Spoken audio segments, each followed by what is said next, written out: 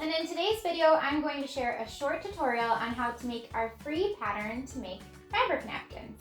This is a great beginner-friendly project, and if you've been following along with our 30-day Learn to Sew challenge, welcome to day 15. You're halfway through the series, and you're already making your second project. This pattern pairs really well with our video tutorial from yesterday, which was DIY checkerboard coasters. So if you didn't get a chance to check that out, definitely go back and learn how to make those. This pattern is as easy as 1, 2, 3. So there are literally 3 steps in this pattern. And it's gonna help beginners feel more comfortable with cutting fabrics, pressing with an iron, and straight stitching. A fabric napkin adds a special touch to your celebrations, parties, and everyday dining. They help create a mood in tablescaping, whether a formal dinner, festive party, picnic, or daily coffee break. As an added bonus, these napkins are eco-friendly since they're durable and washable, so therefore they're reusable. And think about adding some embellishments or personalizing your napkins with either embroidery by hand or machine, applique, or any other washable embellishments that you might like to add. So think about adding monograms, seasonal decor to the napkins, or personal sayings, so that way you can truly customize your table settings. I also want to take a moment to give a special thanks to Kate, who is a pattern designer here at Sallie Tomato and the designer of this free pattern. So thank you, Kate, for sharing this pattern with us and all of your talents. So go ahead and download a copy of your free napkin pattern in the link below, and let's begin. For this project, we recommend using cotton or linen fabrics and laundering your fabrics before you begin to allow for any shrinkage. So be sure to watch the previous videos on our YouTube channel. I've given lots of tips and recommendations for how to choose fabrics and prepare them for sewing. Refer to the pattern to decide what size and how many napkins you'd like to make. Get all of your pieces cut out, and we're ready to start stitching. There's only 3 steps to this pattern, so I think you'll be surprised by how quick and easy these come together. So here I have one of my fabric napkins, and I also have a chalk wheel, some scissors, a ruler, and a hot ruler, which will help with pressing the hems in a later step. I also have a wool pressing mat, some sewing clips, and my Oliso travel iron that I love to use next to my sewing machine. So we're gonna start by taking our ruler, and you're gonna measure in 1 inch from each corner edge and mark with the chalk. And you'll do this on all 4 corners. So I'm just gonna show you 1 corner for now. So I've marked 1 inch away from each of the corners, edges, and then you're gonna draw a diagonal line to connect those marks. And I'm using a yellow chalk so that way you can see really well where I'm marking. And then you're gonna take a scissors and cut along the diagonal line. And this will help later on to reduce some of the bulk and allow for really crisp corners. So now I'm gonna go ahead and repeat for all 4 corners.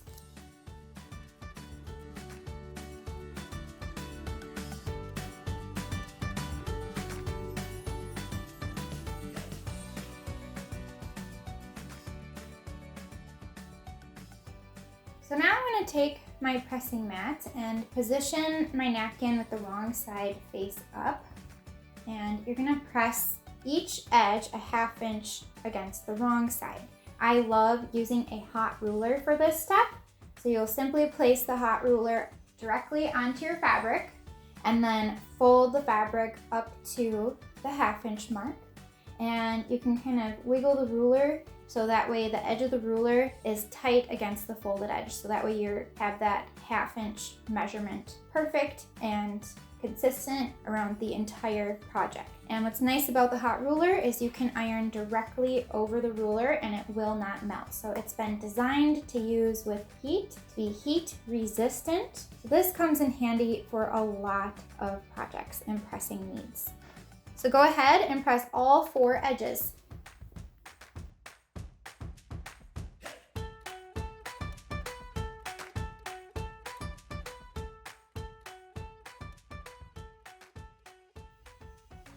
And once I have that fold started, I do like to go back and give it a really crisp press without that extra thickness of the ruler in there. So here all the edges are pressed, and you're gonna press them a 1/2 inch to the wrong side again, so you can either use your ruler to double check, but since this first fold is a 1/2 inch, if you fold with the crease right along that raw edge, it will be a perfect 1/2 inch for you. So that'll save a little bit of time, and you can press that.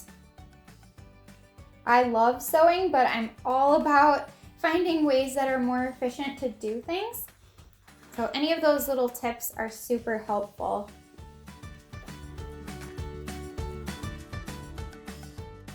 And at the corners, one tip from Kate in the pattern is to unfold and then refold the corner so that way you have a cleaner edge. So I just folded the corner up about another 1/2 inch, and then I refolded, and that way the folded edges are even and aligned. And I'm gonna add a clip right away to help hold that crisp corner edge. And if you need to, you could certainly adjust the fold a little bit deeper. I'm just going to press. So if I unfold this, it ended up being about 5/8 inch of that corner cut edge that I folded in.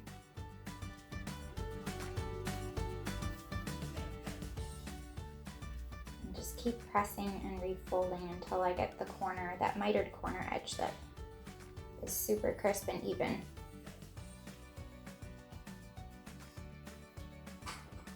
You can add some more clips along the sides to just help hold everything secure.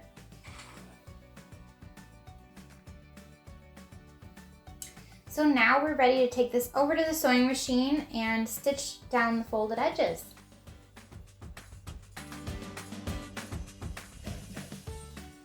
So at the machine, I have it set up for a straight stitch with center needle position. I've installed a size 80-12 universal needle, and I'm using polyester thread. I've already threaded my machine and have a full bobbin down on the bottom. So we're gonna be sewing an 1/8 inch seam allowance from the inner folded edge. So the distance from the inner fold to the stitching line will be 1/8 of an inch. And I'm gonna start along one of the straight edges. So I start by finding a guide for my seam allowance. So looking at the foot, if I line up that inner plastic edge along the inner folded edge, the distance from the inner plastic edge to the needle is about 1/8 inch of a seam allowance. So I'm going to use that as my visual guide to maintain my seam allowance. Otherwise, you could add a magnetic seam guide onto your needle plate or a piece of washi tape, or even change out the presser foot to help for edge stitching. If an 1/8 inch seam allowance is too difficult to maintain, or you don't have a proper foot for it, you could also follow along the right side, the right outer edge, with the edge of the foot, or along the 3/8 inch mark on the needle plate. So for this particular machine, I would find the 3/8 inch mark guide and just follow the fabric along that way. So whichever works for you to visualize either an 1/8 inch from the inner folded edge or a 3/8 inch from the outer folded edge. Hopefully I didn't confuse you more. I'm just trying to give you options. So you'll position your foot where you want to begin.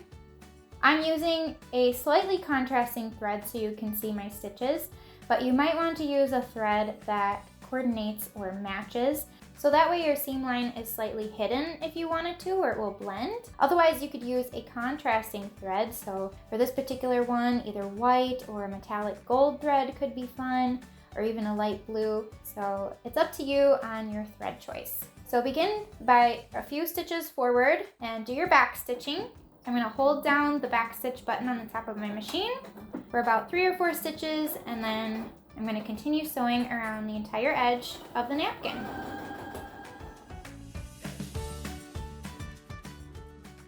So as you reach the corner, you'll want to sew an 1/8 inch past this inner edge. So you'll stop stitching. Let me sew a little bit further so I can show you.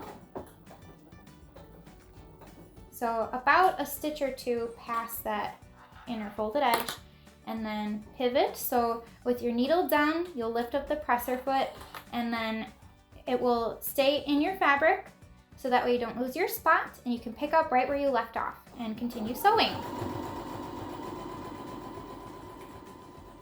And take out your clips as you approach them.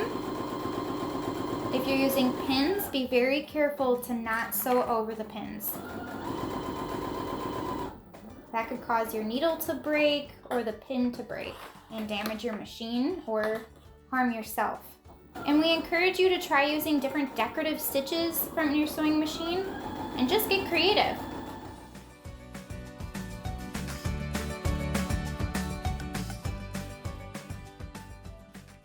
So now as you approach the starting line of your stitching, you're going to sew up to the line and backstitch